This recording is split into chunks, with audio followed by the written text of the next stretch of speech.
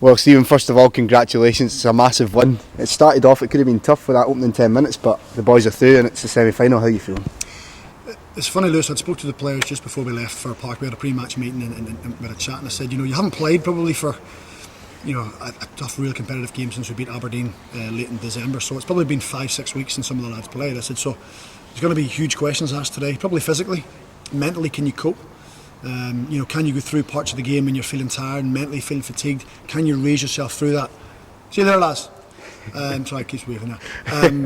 Can you push yourself through that? The opponent you're playing against is going to ask you questions today. Do you have the answers? And then when you get the ball, can you go and ask them questions? So, I didn't expect to be 2-0 down after 6 or 7 minutes. It happens in football sometimes. But the one thing you learn about this group of players, and I said to them in there after the game, no matter how many people fire questions at them or throw things at them, or accusations, whatever it may be at them, they always have an answer. They always have an answer. They go through brick walls for you. They're determined. They're full of heart. They're full of desire. And that makes me proud to say that about them, because I said to them, you can't give them that, Lewis. That's something you have within. That's something you have to ask yourself questions. Do I want to go that extra little bit? Do I want to be a football player in a tough day when the pitch is heavy, we've been 2 goals down, even if it goes back to 3-3 and Thistle in the ascendancy? Do you have the bottle to really go for that winning goal? And they did. I didn't, I wasn't surprised they had it, but at times you question, do they? And today they certainly answered it for me. So it was a tough day. It was an emotional day for both managers. I'm just delighted to be through.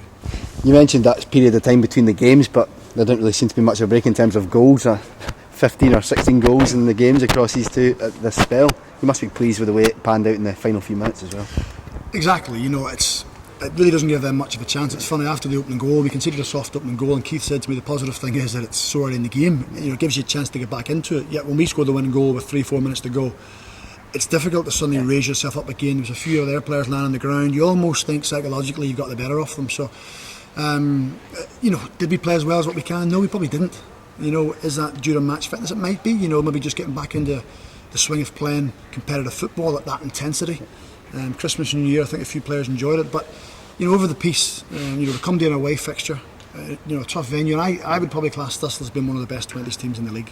Yeah. Even when everybody plays all the 20s teams, it's different when you play other teams and they play over ages, but they're a good side. They move the ball well. Scott McKenzie has been playing terrific football.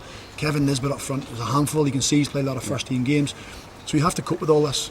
And I felt we did. Yes, they asked us questions and they put balls in the box and we had to defend right.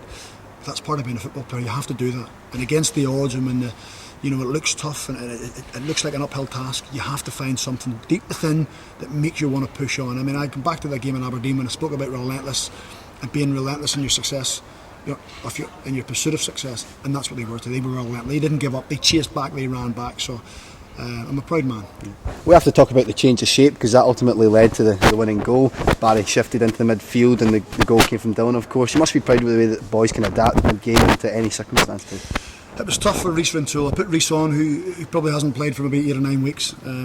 Sometimes when things are through upon you with Ross's shoulder going out, we're not too sure how that is. I thought I'd get a midfield player on. It wasn't until we got Rhys on that he hasn't played at this level before, and sometimes the game's a little bit quick. You're playing against more experienced players in midfield. He looked a little bit short, and it was probably my fault for putting him on. I shouldn't have put him into that kind of cauldron because the game was so close at that stage.